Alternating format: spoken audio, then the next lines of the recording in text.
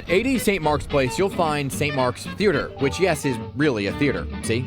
I'll get back to that. But the entire building was wildly different in the early 1900s. Think mob. Think organized crime. All right. Going up. This is the gallery of the Museum of the American Gangster.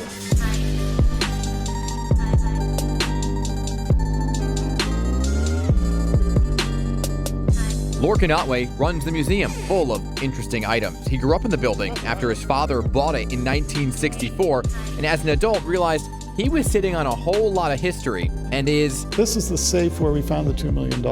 let's say, very well connected. I mean, knowledgeable. Let's go with that.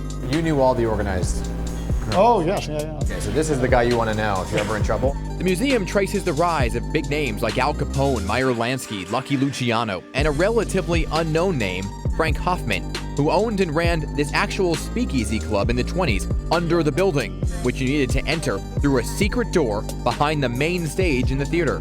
You'd knock on this door, a small hatch would open, and if you were recognized or said the right thing, you'd come in here and find Capone and the city council and everybody having a great time here. Come fly with me.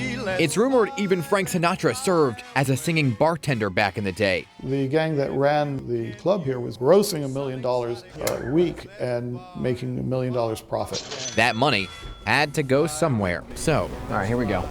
Watch your head.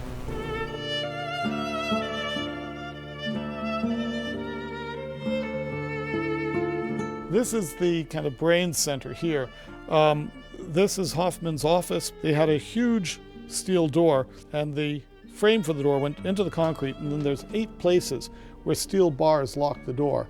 You'd pull a lever, and that would shoot the bolt. the safe inside the office is where the money was kept. The building rigged with dynamite. If the feds started to raid the place, they would close a toggle switch over here, arming the bomb.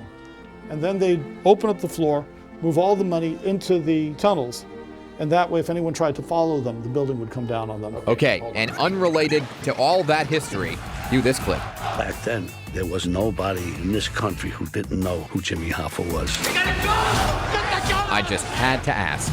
I feel like you're the guy to ask this very important question is, where is Jimmy Hoffa? Oh, that's the million-dollar question, isn't it? I feel like you know the answer. Well, no, I think that a very small number of people know the answer. And you're one of them. He's just not going to say it. He can't say it.